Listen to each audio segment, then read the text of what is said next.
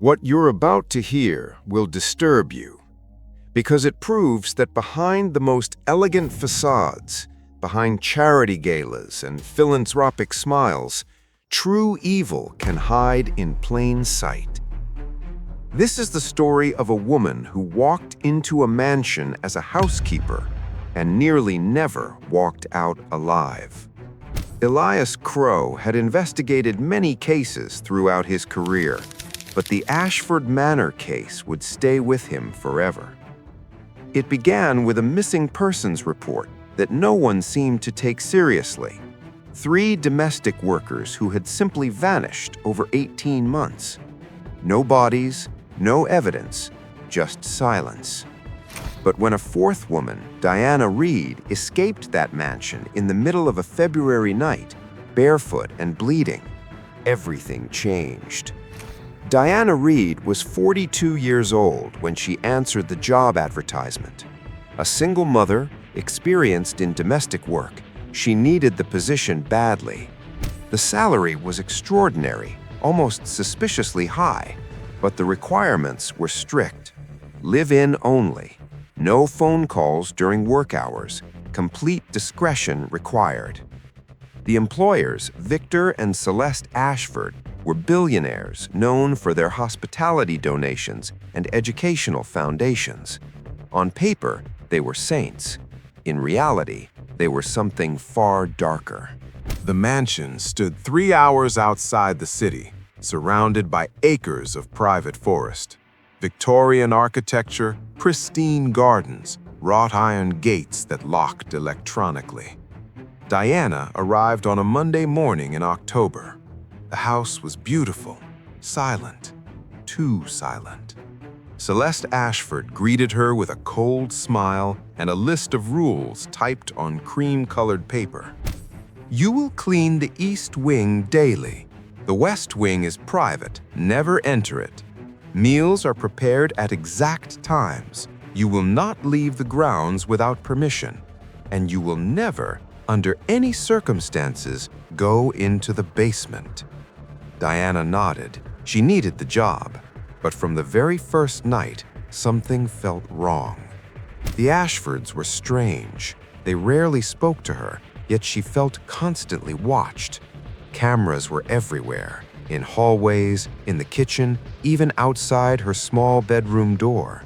At night, she heard sounds, footsteps above her, muffled voices. Once, she swore she heard someone crying. During her second week, Diana noticed symbols carved into the wooden panels near the basement door. Circles within circles, strange letters she didn't recognize. When she asked about them, Celeste's expression turned ice cold. "Forget what you saw," she said quietly. "It's none of your concern." But Diana couldn't forget.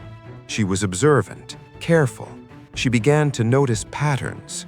Every 3rd Wednesday, the Ashfords would receive visitors late at night, always after midnight. Expensive cars would arrive, headlights turned off as they approached. Well-dressed people in dark clothing would enter through the side entrance. Diana would hear chanting, low, rhythmic, unsettling. It would continue for hours, then stop suddenly, followed by complete silence. One night, Diana broke the rules. She crept down to the basement. The door was unlocked. That should have been her first warning.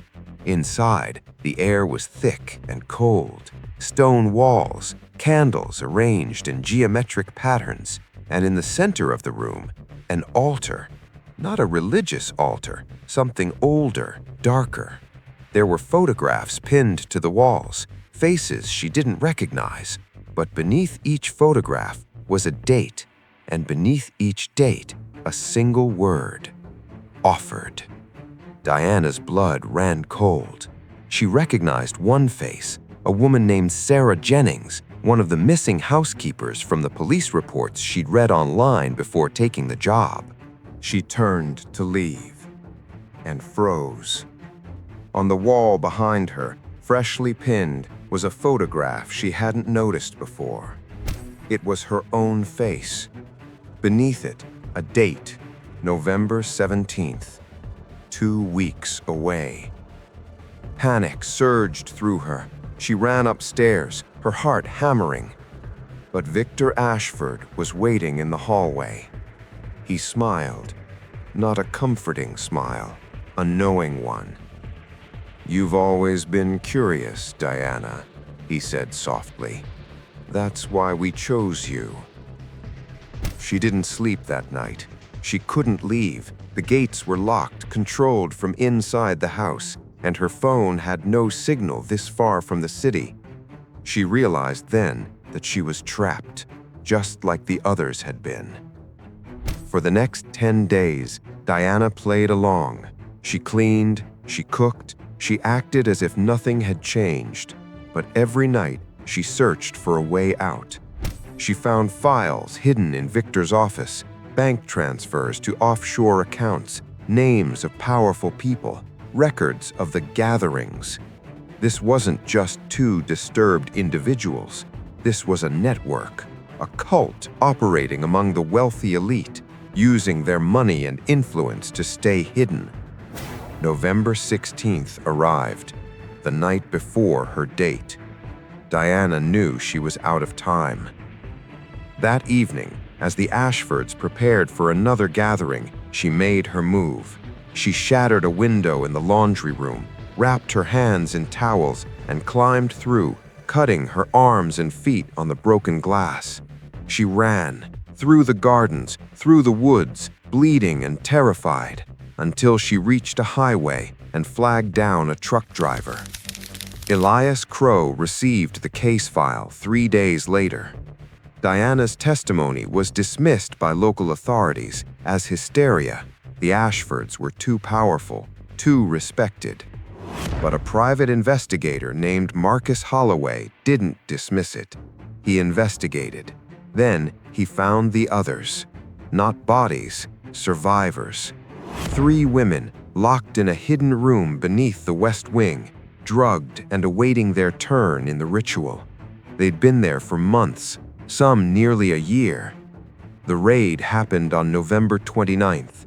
17 people were arrested, including the Ashfords.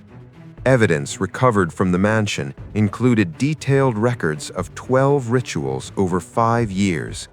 12 people offered to something they believed gave them power, wealth, success. The cult called themselves the Ascendants. They believed they were above the law, above morality, above consequence. They were wrong. Diana Reed testified at trial.